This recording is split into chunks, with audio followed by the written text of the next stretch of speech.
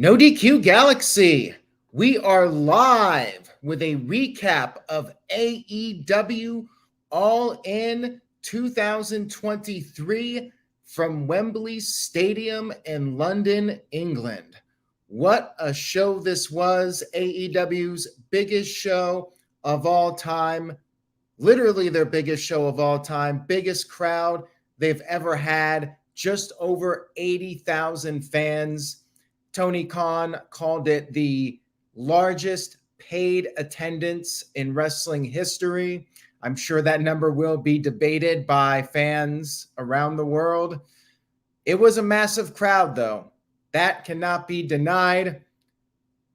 Jam-packed to the rafters at Wembley Stadium. It was a long show, as AEW pay-per-views typically are. But I did enjoy the show a lot. And I will say I appreciate these early shows. It makes a difference. I'm feeling good right now. Typically, when I'm here past midnight doing an AEW recap, I'm ready for bed. I'm done for the day, but have to get through the live stream. Tonight, it's 5 o'clock. Sun is still out. I'm having a good time right now. I'm feeling good. I'm ready to discuss this show. We can debate the attendance. People will, but we're here to talk about what happened during the show. We had our 0-hour kickoff, which ended up being 2 hours. I thought it was just going to be 1 hour, but it was 2. We had several segments in the first hour. There was the usual, the panel. By the way, Paul White did a really good job on the panel. You had Anthony Ogogo as part of the panel. You also had Kip Sabian talking with Renee Paquette. Now, we had a contract signing segment. We had Powerhouse Hobbs with a contract, a table in the ring, inviting Miedo to come down and sign the contract. Miedo did, and as you would expect, a fight broke out, and there were security guards, and Miedo beat the crap out of him. Just an angle here to get these guys in the building at Wembley Stadium. It's fine. It's all in good fun. No issues here. And if you missed it, no big deal. Matthew sent in a $2 super chat. Thank you for that, Matthew. I appreciate it. It says, AEW is greater than WWE. Bring on All Out. Well, there you go. And feel free to leave a super chat about any topic you wish. However, I might not get to it right away, as I'm going to try and hashtag stick to the topic. But I do appreciate the super chats. Any comments you have on the show, I will get to each and every one of them.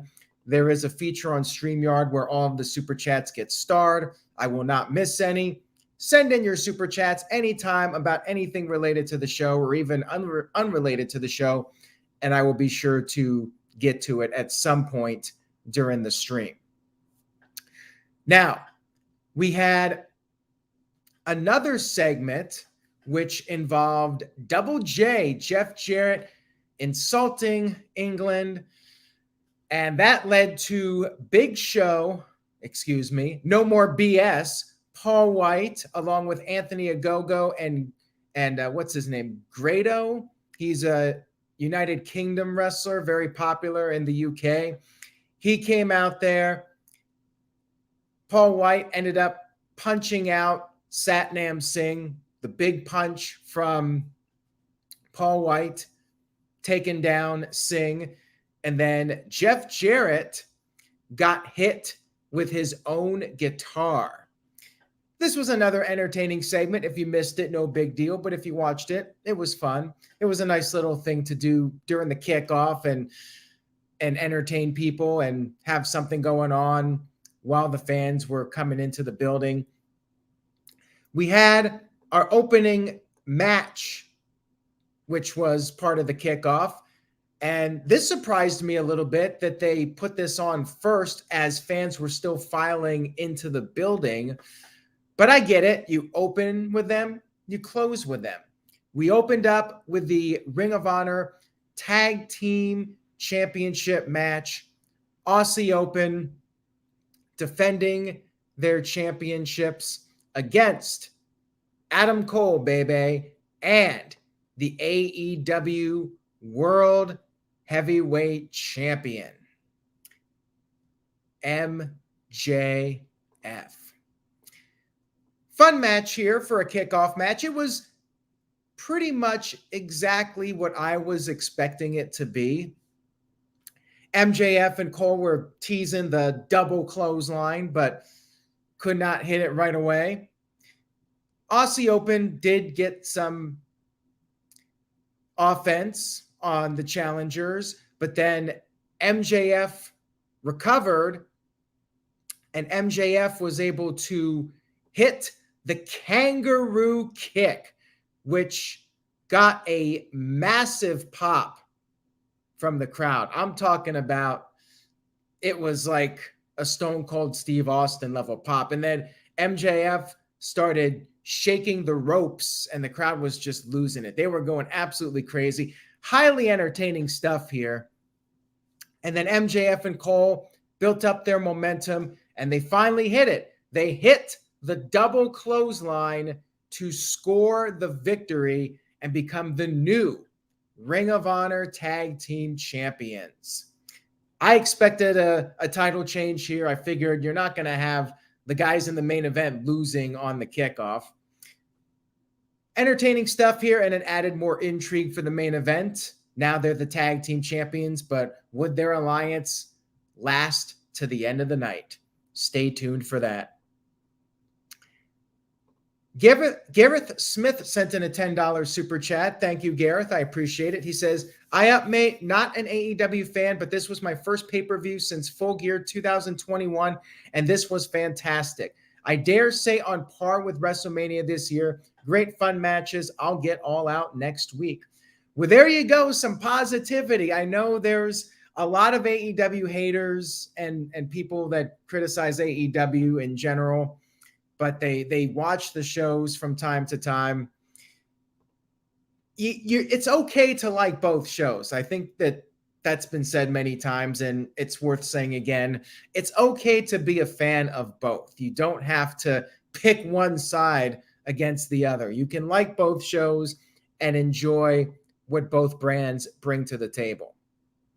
And you can give AEW credit. Even if you're not a fan of some of the styles and some of the types of matches that are produced in AEW, you can still give them credit for drawing this crowd. Like it feels like AEW critics, they're just trying to find every excuse to put down AEW. Like at first they're like, oh, they only sold 40,000 tickets. They only sold 60,000. And now that AEW sold 80,000, they're like, well, it's not actually the record. WWE's record is 100,000+, even though WWE inflates those numbers, which is why it's all going to be debatable. But why can't we just sit back and give AEW credit? They drew a massive crowd, something that not even WCW could do during their peak.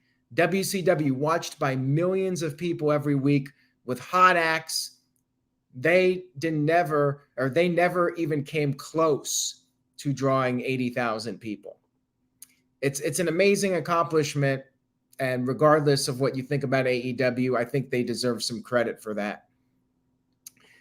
Matthew sent in a $5 super chat. Thank you, Matthew. Says, any news in CM Punk giving Jungle Boy a 2-piece and a Pepsi? I do not think they're going to be on each other's Christmas cards, but we'll get to that here in just a few minutes. Unfortunately, that was probably the biggest negative of this show, the fact that the stuff going on behind the scenes with CM Punk and Jack Perry kind of overshadowed some of All In. We'll get to that here in just a few minutes. I know you guys are waiting to hear my thoughts on that. Mercedes Moné Sasha Banks, formerly Sasha Banks, was shown in the crowd. She did not actually do anything on the show. She was just there in the crowd. I think she's still under contract to New Japan Pro Wrestling and Stardom. I don't think she's going to be appearing in AEW just yet. She is injured, but this very well could be a sign that she is coming in soon. Now, the question is, was this the right move to put her on TV unless she's 100% coming in? And if she is coming in, was this also the right way to introduce her?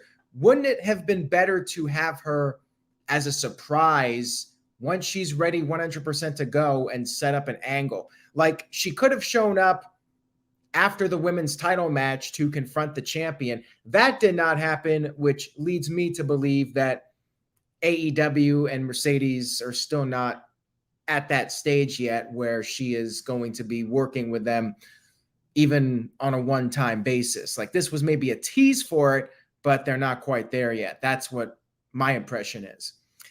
We'll see what happens with that, but it definitely got a lot of people talking. We had the FTW title match, Jack Perry versus Hook.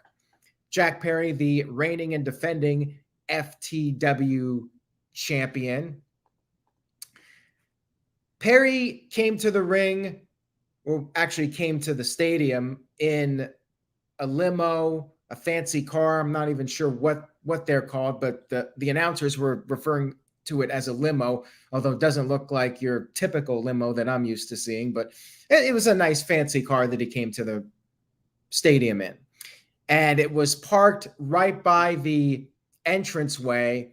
Hook went right after him, Perry, and they were brawling on the car.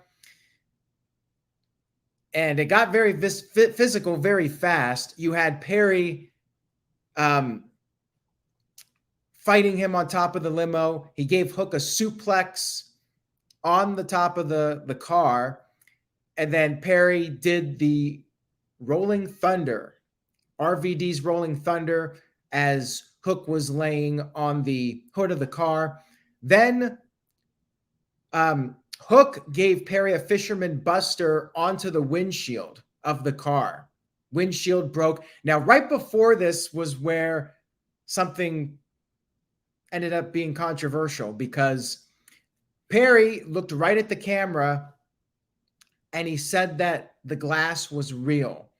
And he basically said, I forgot the exact quote. Maybe somebody can throw up the quote for me in the chat room, but he said, go cry about it, or something along those lines. Basically, it was a shot at CM Punk, because reportedly a few months ago, Jack Perry wanted to do a spot that involved broken glass, and CM Punk was against the idea.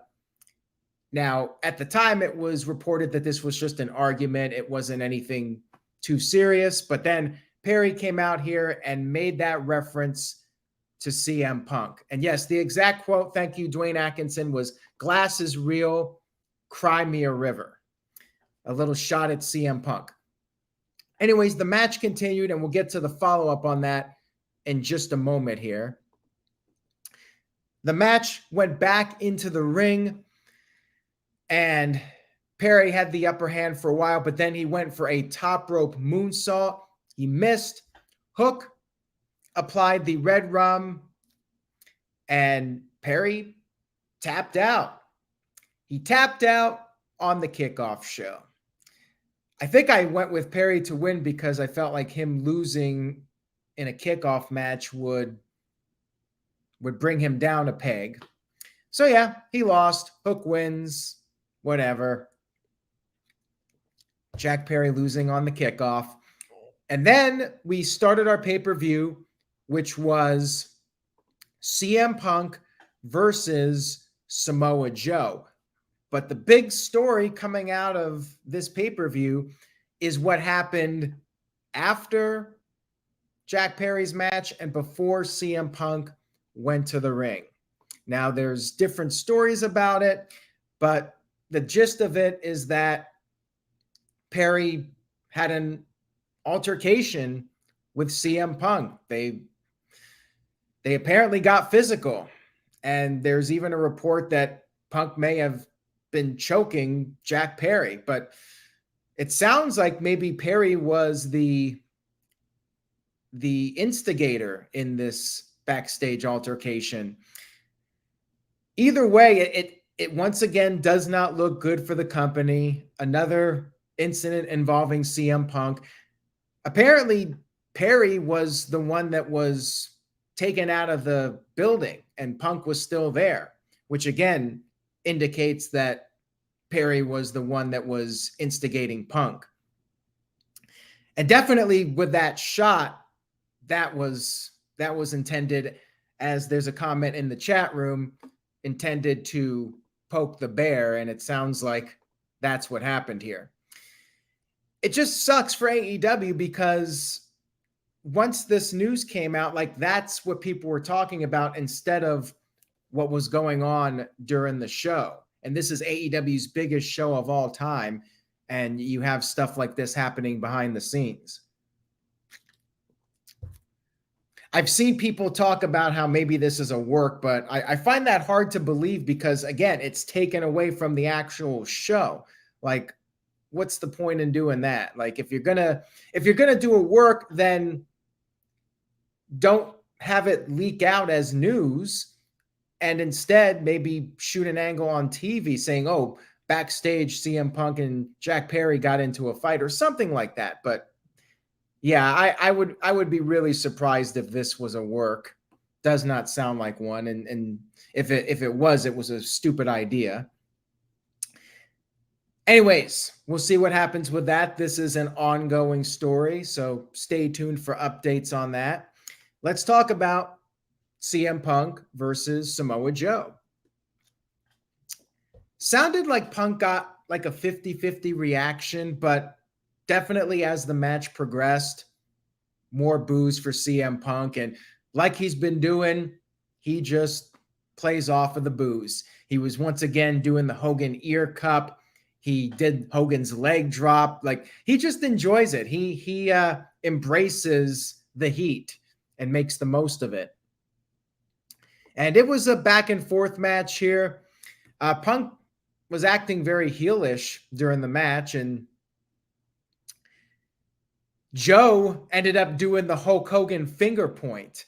So Punk did the leg drop, Joe kicked out, and then Joe started no-selling, and he did the U at CM Punk. So yeah, Joe was pretty much acting like the baby face here. And it was a very competitive match. Went about as I expected. CM Punk got the win with the Pepsi plunge. He busted out that move off the top rope, got the 1-2-3 victory over Samoa Joe. Fun opening match, and the crowd reactions really helped this one. Like, it was a very good match with these guys, and it had a lot of heat. So definitely a strong start to the pay-per-view. Building Nexus sent in a $2 super chat, says, CM Punk to turn heel on MJF. Rest in peace, Bob Barker. Definitely, we will miss Bob Barker. A great television personality and arguably the greatest Raw guest host of all time. And yes, I want to see a heel CM Punk versus a babyface MJF for the World Championship, champion versus champion. But did MJF even escape this pay-per-view with the title? More on that later. Oh yeah, and I forgot to mention that Punk also did the John Cena shoulder tackle and even raised his hand up when John Cena does that, and he's getting ready to do the "You Can't See Me." Punk was great. He really makes the most of the mixed crowd reactions. I'm loving it. We had our second match of the main card, which was a 6-man tag team match. Kenny Omega, Hangman Adam Page, and Kota Ibushi versus Jay White, Juice Robinson, and Konosuke Takeshita. Don Callis was out there on commentary, as he usually is. The Guns, Austin and Colton Gunn, were out there and they were interfering. They got involved multiple times in this match. A very good match here, but it did feel like a filler match almost. Felt like, well, we got to get Kenny Omega on the card, so we'll just throw these guys out there. And the finish was pretty much what I expected. Like when we did our predictions for All In, I talked about the idea that Takeshita should win, maybe beating Kenny Omega, and that sets up Omega versus Takeshita in a singles match at All Out in Chicago. They got a pay-per-view next week. We got another one coming up in 1 week. So they got to build up some matches. And yeah, Omega was pinned by Takeshita. Omega hit the V trigger to Jay White, and then Takeshita rolled up Omega and got the 1-2-3 victory. Disappointing in the sense that we should have gotten a Kenny Omega singles match with some build-up, but I get it. They got All Out next week, and they did the 6-man so they could set up the singles match at All Out. We got to have some big matches for All Out. I get it. I understand why they did it, but yeah, it's just so weird to not have a big Kenny Omega singles match at your biggest event to date. Just feels like he should have been in a higher profile match on this show. We had FTR versus the Young Bucks for the AEW Tag Team titles. Third match of the pay-per-view. This also surprised me. I was surprised that Omega didn't have a bigger match on the card. And this surprised me because this was so early on the show, considering this was the rubber match between these guys. Excellent match with these guys, by the way, as you would expect from them. They did the hockey fight in the beginning, and the Young Bucks came out there. They were wearing outfits inspired by Freddie Mercury of Queen. Queen famously performed at Wembley Stadium twice. I think they did the, what was it called? The Live Aid in 1985, and then they did their own event at Wembley Stadium in 1986. So at least twice they performed at Wembley Stadium. And those were considered iconic performances at the venue. And this wasn't the only tribute to Queen. More on that here in a few moments. Excellent match here. And one thing they did in this match, they were using each other's moves during the match. The Young Bucks at one point did the Shatter Machine, and FTR did the BTE trigger, and FTR did the spike pile driver. Then the Young Bucks did their own spike pile driver. So a lot of them copying each other's signature moves, which is stuff we've seen many times over the years. And it goes back to like WrestleMania 17 when The Rock and Steve Austin did it. And then it pretty much became a thing in these high profile matches, but still excellent match here with these guys. And very back and forth. FTR eventually got the win with the Shatter Machine, and they went for a handshake after the match, but the Bucks declined. They walked away. They got booed. And I forgot to mention also there were some chants towards Cash Wheeler regarding the arrest, but he pretty much just shook him off and kept doing his thing. Now, this was interesting because it was the rubber match. FTR won. They retained their titles despite the arrest of Cash Wheeler. So I got this one wrong. They teased the idea that this feud is not over. The announcers, one of them, Excalibur, or one of them, said that these guys will continue to feud as long as they are alive. So maybe it's not the end of the feud. Maybe we're going to get a fourth match, a fifth match. Maybe they're going to do a best of 7, just like we saw with the Elite versus the House of Black earlier this year. Excellent match. I don't know if it fully lived up to my expectations. Like, I don't even think it was the best tag team match of the year. Like, I think that the trios match with the Elite versus House of Black would top this one. But it was still an excellent match. Great stuff here with these guys. FTR win the match. They retain the titles. And yes, Jim Ross was on this show. The announcers did good. Not too much to complain about. And it was interesting because they changed out the announcers during the course of the show. That's not something that WWE does. This is a thing that AEW has done a few times. And I think they changed out like twice. I think the idea, it was Death Triangle, not House of Black. So what do I know? Maybe it wasn't such a great match after all. I'm thinking about the ladder match in Los Angeles, and that was Death Triangle. So there you go. Michael Wayne is always here to point out my mistakes. We love you, Michael. Now I lost my train of thought. So we'll move on. We had the Stadium Stampede match. And this was pretty much exactly what you would expect. If you came into this show wanting to see pure carnage and guys just beating the hell out of each other with weapons and lots of blood, then you were very satisfied with this match. I'll tell you that much. Now, there was blood in the first match. CM Punk was bleeding. And there was a cool spot in the CM Punk match I forgot to mention. CM Punk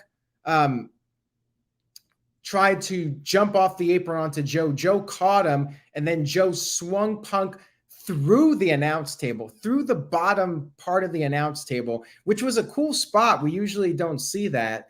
And Punk got busted open from that. That was the first time there was blood. And now I remember my train of thought, the commentary. Commentary was good. They had Jim Ross on for the first hour, and then they switched to Tony Schiavone. And then for the third hour, it was Taz, and Excalibur did the whole thing. I think it was done to get all them on the show, but not burn them out. And I think it was a smart decision. JR got to do some stuff and didn't get too tired. He got to be changed out. And yeah, I liked it. I actually think they should do it on a regular basis. Change out the announcers during the show. Just changes things up a little bit. Why not? All right, so now let's talk about Stadium Stampede. Orange Cassidy, Trent, Chuck Taylor, Eddie Kingston, Penta versus Jon Moxley, Claudio, Wheeler Yuta, Santana, and Ortiz.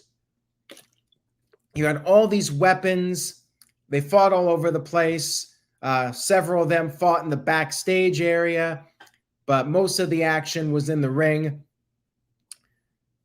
Moxley had some skewers in his bag. He had his bag of goodies. He brought out skewers, but then Penta took them and drove them into Moxley's head, and they got stuck in his head. Crowd was chanting, "You sick F." It was intense. Moxley was fired up from this, and he started beating the crap out of everyone pretty much. Multiple people were busted open. Moxley was busted open. Trent was busted open. I believe Orange Cassidy was busted open. Lots of blood, lots of violence. And then we had Sue, Trent's mom, showing up in her van. She had her tray of cookies, and the cookies were used as a weapon against the Blackpool Combat Club. And then Penta had left at one point, and he put on his red gear. He has his alter ego. I forgot what his name is when he's changed into the alter ego, but he showed up in his red attire, and then he climbed a ladder with Santana, and 2 tables were laid out. This was by the stage, and they tried to do a spot with the ladder, but the ladder actually broke. So they had to get a different ladder, and this time it worked. Penta gave Santana a sunset flip powerbomb, putting him through the 2 tables below. This was all by the stage. Then the fight continued back towards the ringside area. Ortiz and Trent went through a table, and Claudio was trying to finish off Orange Cassidy, but then got hit with multiple orange punches. Cassidy taped up his fist. There was glass. He basically had a taped up fist and then just stuck glass to it. But then Jon Moxley came back in. Then Eddie Kingston returned. Eddie was all bloodied up. He was brawling backstage. He had a barbed wire chair. He used it on Claudio. Moxley took away the chair, but then Eddie put Moxley through a table. And then Cassidy was able to hit Claudio with the loaded orange punch, his hand taped up with the glass attached to it. And he got the 1-2-3 victory. Good guys won. And Matthew, I'm a little surprised too. I think I went with Blackpool Combat Club to win this, since you had Santana and Ortiz just returning, and they lost their return match. But you know what? I'm entertained by it. Yes, it's very violent, but I'd be a hypocrite to say that I enjoyed Terry Funk and Cactus Jack in an exploding barbed wire death match and then say I did not enjoy this. I liked Terry Funk and Cactus Jack being thrown into exploding barbed wire, and I liked this. I would prefer if the wrestlers worked a safer style, because doing these types of matches, like, you're getting hurt. Obviously, you can't stage glass and objects being stuck into your skin. Like, that's real. That really hurts. So, it is what it is. But, these guys, they have a high threshold for pain and they're being paid big money. If you're going to do it, 80,000 people, why not? And I disagree with Daniel. I actually thought this was maybe the best matchup to this point. I was very entertained by it. I know it's not everybody's cup of tea, but again, if you're going to do it, this was the venue, this was the time, this was the place to do it. I would say don't do this crap on a random episode of Rampage. I'll say that much. And I guess during the AEW press conference, which is going on right now, but hopefully you guys stay here, Tony Khan did confirm that there was a backstage incident during the show, which I did talk about earlier. Stay tuned to No DQ for the very latest.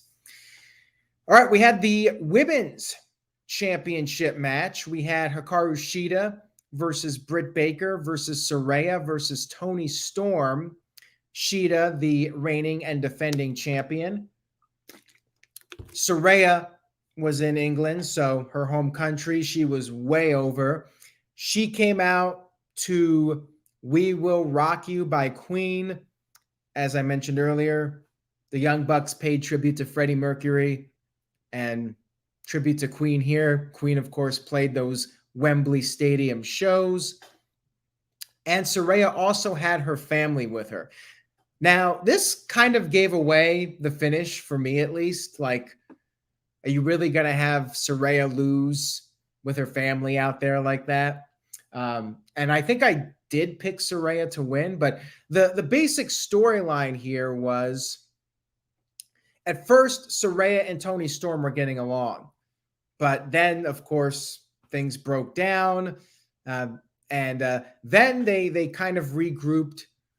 Things cooled off. But then Toni Storm accidentally hit Saraya's mom, who was in the front row. Saraya's mom was holding one of the other two, and they ducked, and Saraya's mom got hit by Toni. And Saraya was furious. She called Toni a stupid bitch. A fight broke out between them. Ruby Soho came down and tried to calm things down, but she ended up being punched by Toni, and she just stormed off. She was done. And match continued. Britt Baker ended up applying the lockjaw to Shida, but as this was going on, Saraya used the spray paint on her teammate Toni and then hit her finisher on Toni and pinned Toni as Britt was trying to get the submission win on Shida. So Saraya is your new AEW Women's Champion, and I do feel bad for for Shida, basically a transitional champion. But yeah, in London, England, this seemed like it was the right call here to have Saraya win. You had the big celebration, pyro went off, and then the announcers brought up Mercedes Moné again, which seems to be a little bit of a tease for the future if Mercedes ends up doing a match or maybe more than one match with AEW. We had Sting and Darby Allin versus Swerve Strickland and Christian Cage.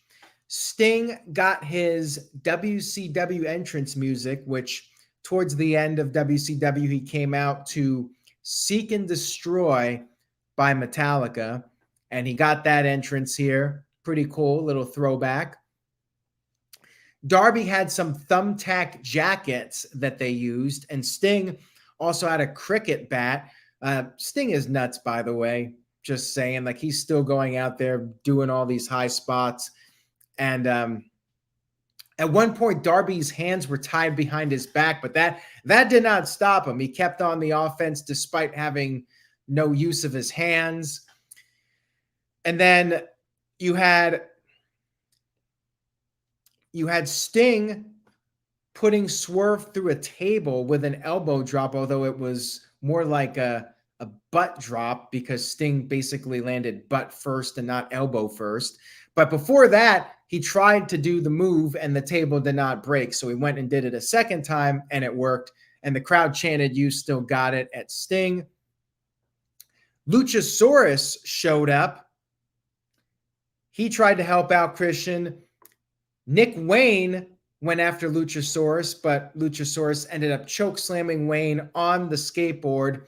And then Luchasaurus carried Wayne's carcass to the backstage area. And the match resumed. Swerve was on the verge of winning. He had Sting in the coffin, and then he took Sting's bat and put it in the coffin. But that was his mistake because Sting was able to use the bat to prevent the coffin lid from shutting all the way, and it needs to shut all the way for the match to end. So the match continued, and then Sting, thankfully he did not slip. Sting gave Swerve the Scorpion Death Drop on the coffin, and I thought for sure Sting was going to slip, but he thankfully kept his footing and he delivered the move. And then Darby Allin hit Swerve with the coffin drop. They put Swerve in the coffin, shut the lid. Sting and Darby win. No surprise here, but this was a really fun match. Sting did a great job for a guy that's into his 60s now. I mean, it's nuts that he's still out there doing this stuff, but, you know, he held his own, and it was entertaining.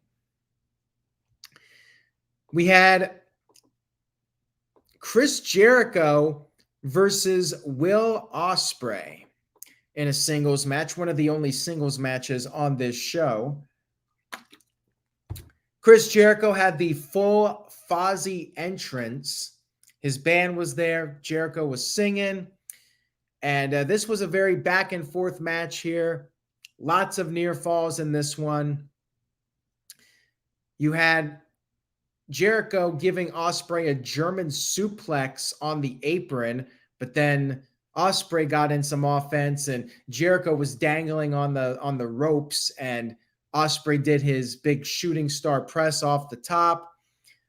Went back and forth, and Ospreay countered the Judas effect, hit the Oz cutter. Jericho kicked out of that. And then Jericho applied the walls of Jericho. And while this was going on, Don Callis was out there. Referee was going over to Don Callis, and Sammy Guevara, who was out there, took a cheap shot at Ospreay.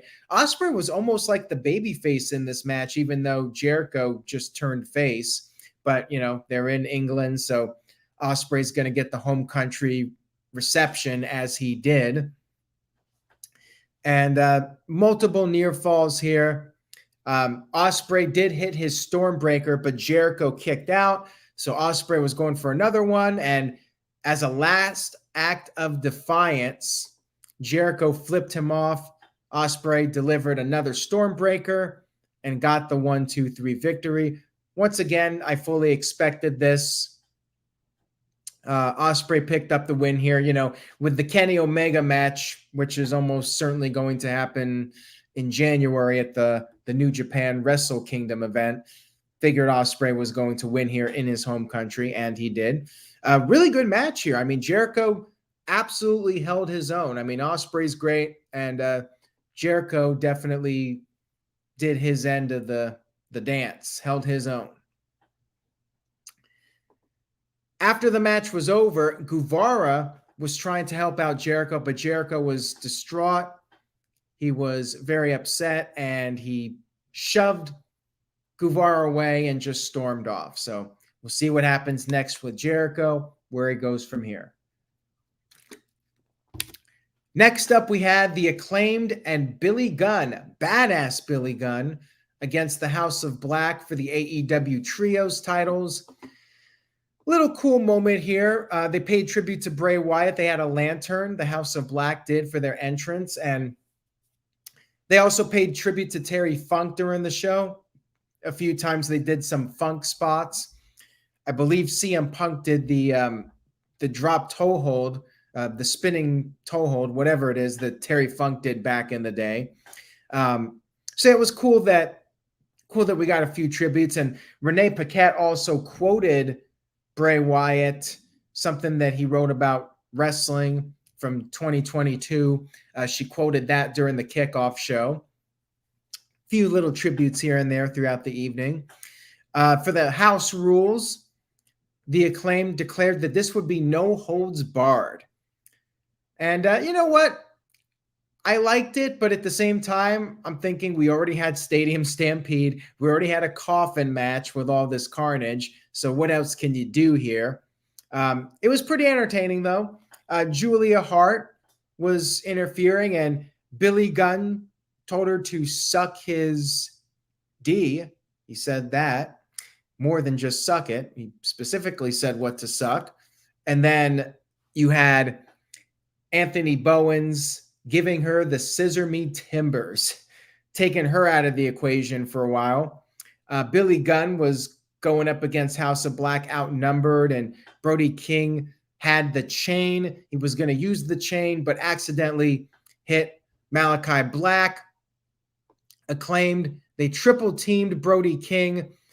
All three of them hit their finishers, and they ended up pinning King to win the tag team titles.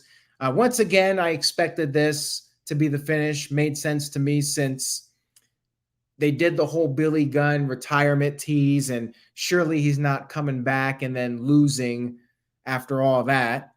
And after the match, the House of Black put over the Acclaimed. They handed over the tag team titles in a sign of sportsmanship, and then they left the ring, and we got the biggest scissor party on earth. They did the scissoring. Pyro went off. And again, I felt like we would have a title change here so we could have the feel-good moment, all the fans, 80,000 people doing the scissoring. And now we move on to the main event match. MJF defending against Adam Cole, baby. The Ring of Honor Tag Team Champions competing in the main event. MJF made his entrance. He was carried out on a throne, and he was wearing his devil mask.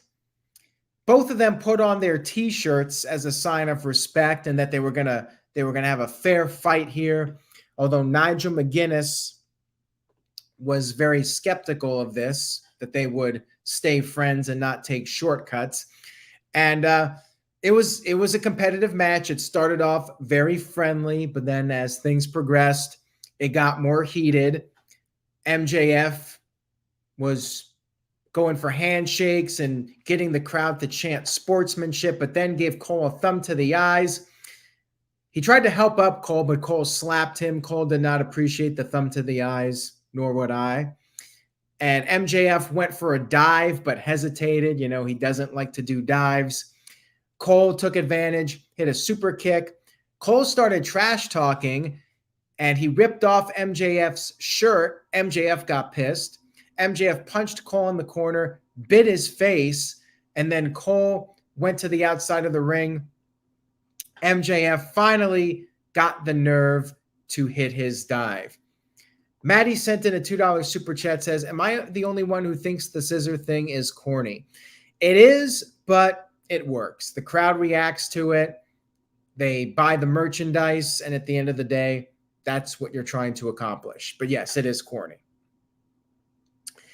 So they kept reversing each other's pin attempts. Cole hit the heat seeker. MJF got his foot on the ropes.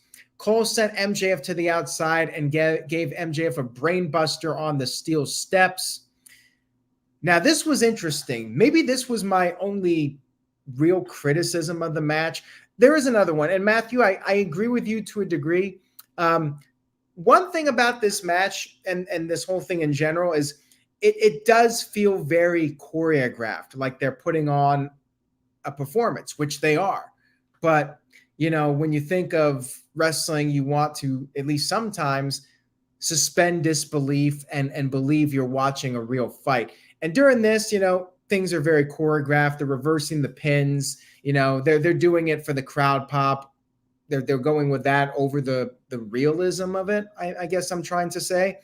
But it's still very entertaining. So, you know, you enjoy it for what it is. And they fought on the outside of the ring. Now, MJF was taken out, brainbuster on the steel steps. And this was weird to me because Cole was in the ring and MJF barely beat the 10 count. And I mean barely. And I'm thinking to myself, well, Cole cannot win the title on a count out. So why is he just standing there waiting for a count out victory? This was really my only real criticism of the match, because that did not make sense to me. Like, Cole would just break the count. Why would he take a count out when he cannot win the title? So MJF got back in the ring, and then they fought on the outside again. MJF wanted to give Cole a tombstone on the announce table, but he hesitated. He was feeling guilty. He didn't want to take it to that level, even though Cole was doing that to him. That backfired on him. Cole gave MJF a pile driver on the table. Cole got MJF back in the ring. MJF kicked out. Cole hit a destroyer, but then MJF kicked him in the face at the last second before collapsing. Both guys were down. And then they got back up. And I like what they did here. It was interesting. They each went for a clothesline. They missed. And then double clothesline. They double clotheslined each other. Pretty funny. They were both down, and then they ended up pinning each other. 1, 2, 3. The referee stopped the match, and Adam Cole was very upset. He wanted 5 more minutes with MJF, and MJF said no, because 5 minutes was not going to be enough, and he said it's going until there is a effing winner in Wembley. Now, the match just continued. I suppose Tony Khan said something and the match continued, but it was a little weird, because how do they have the authority to just restart the match like that? But they did. It continued. And then we started having the shenanigans. We had a referee bump, and you had the Eddie Guerrero spot where MJF brought in a chair, and then they kept tossing the chair back and forth. So we had some more comedy here, each of them trying to do the Eddie Guerrero spot, but then MJF scared Cole, acted like he was going to hit him, and then MJF acted like he got hit, and referee was arguing. MJF rolled up Cole, but Cole kicked out. And then MJF and Cole were back on the floor. Cole hit the Panama Sunrise, got MJF back in the ring.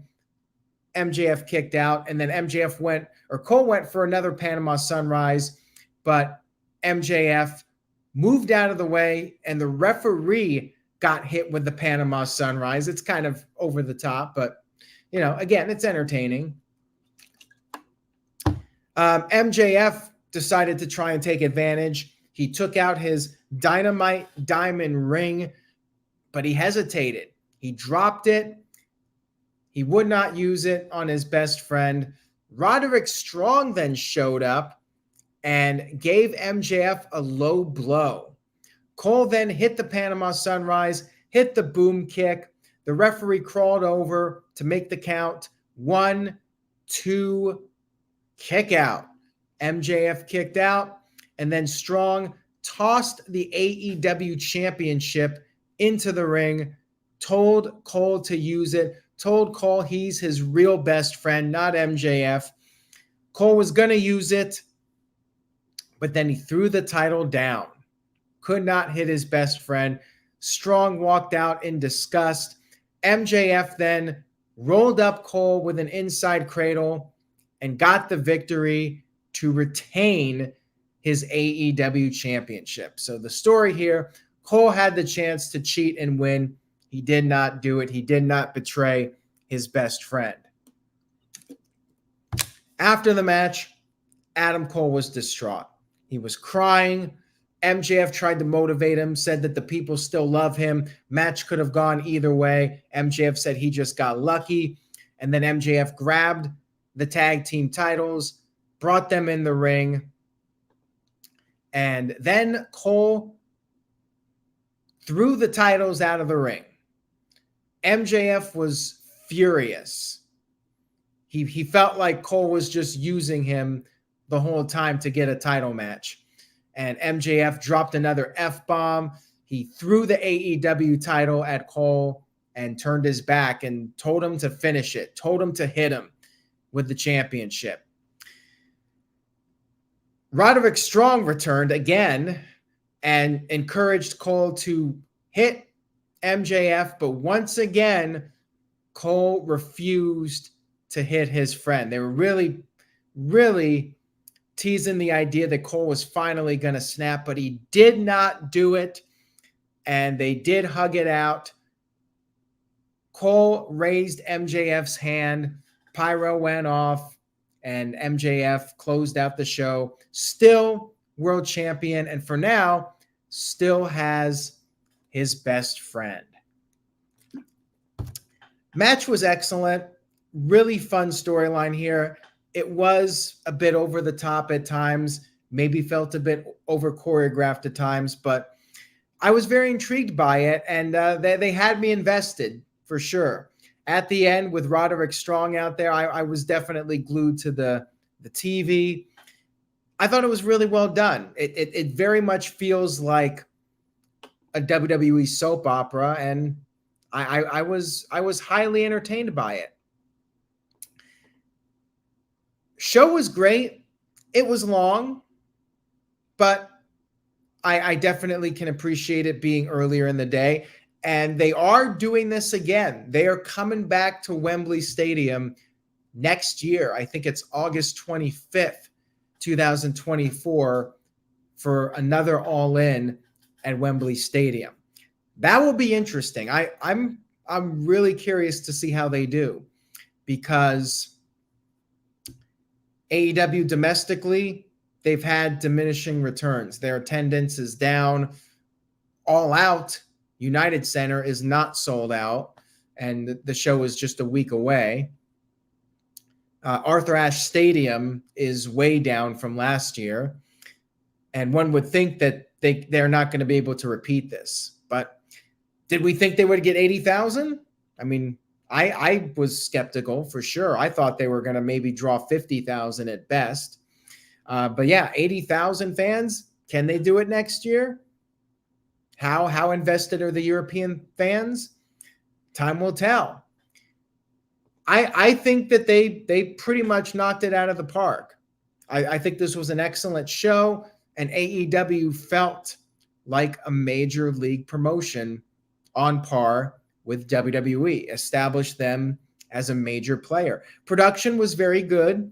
I did notice a few mistakes here and there. Like there was one point where they were trying to show an instant replay, and the guy was rewinding and they couldn't even show it. And, a few missed camera shots here and there. somebody would swing a chair and the camera would cut away. But for the most part, I thought production was really good. The lighting was pretty good, although it did feel a bit dark at the end. The crowd wasn't very lit up at the end, but we knew the crowd size. We could see them for most of the show. Kind of like WrestleMania 3 had that kind of vibe, where by the time Hogan and Andre got out there, it was very dark in the arena. But yeah, it was a great vibe. Crowd was awesome. They really brought the energy, and I thought almost every match was really good. Not too much to complain about as far as the match quality. A few matches did not feel like they were big deals. Felt like they were thrown together, but I was thoroughly entertained from start to finish, and I'm giving the show an A. I hold out the A+, but it was almost a perfect show. I definitely think they knocked it out of the park, and they silenced. Well, I shouldn't say silenced all the critics. They probably silenced some, but you're still going to have the people that will complain about AEW no matter what. You're going to have the guys going on Twitter, making jokes about Tony Khan, accusing him of using drugs. You're just going to have people doing that. And they'll laugh. They'll use the laugh emojis on Twitter, making fun of AEW. They're just going to continue to troll. That's what they do. Gareth Smith sent in a $5 super chat. Thank you for that, Gareth. I appreciate it. Says, with AEW returning next year, does WWE try to top this next year too? I don't see WWE going to the UK for a major pay-per-view again. They did do Clash at the Castle. I don't see them doing London or even attempting Wembley Stadium unless it's WrestleMania, because they want to make sure there's no doubt they beat out AEW. And, they probably could just with a one-night show, but WrestleMania being a two-night event, I could see them running Wembley one of these years. I don't know if it's going to be 2025. Probably not. But I think before this decade's over, we will see WrestleMania in London. And I think the success of this show will help speed up that process, because I'm not sure if they were ever really planning on doing it, but I think because of the success of All In, the success of Clash at the Castle for that matter, I definitely see it as more of a reality sometime soon, relatively soon. I do think within the next 5 years or so, we will see WrestleMania in London, England at Wembley Stadium, two-night event. And with WWE's ticket prices, I mean, they'll easily pass whatever gate AEW had for one night. One night of WrestleMania will top All In's gate. I mean, that I think it will be something they can easily accomplish. And attendance-wise, I could see them beating that as well. That's it, everyone. I hope you enjoyed the recap. I would definitely recommend checking out All In, watching it on replay if you did not see it. Stay tuned to NoDQ.com for any updates regarding what's going on behind the scenes with CM Punk. And if you liked the video, please give it a thumbs up. We're coming back next weekend. We got Payback on Saturday, All Out on Sunday. Unfortunately, back to the late night streams, but got to do it. That's part of the job. I'll see you guys next weekend. But before that, we got more streams coming up this week. Lots of content coming up. We got Raw, Dynamite, SmackDown, the usual. This week on the No DQ YouTube channel, and predictions for Payback and All Out. That's all coming this week. Take care, everybody. And remember, say yes to NoDQ.com.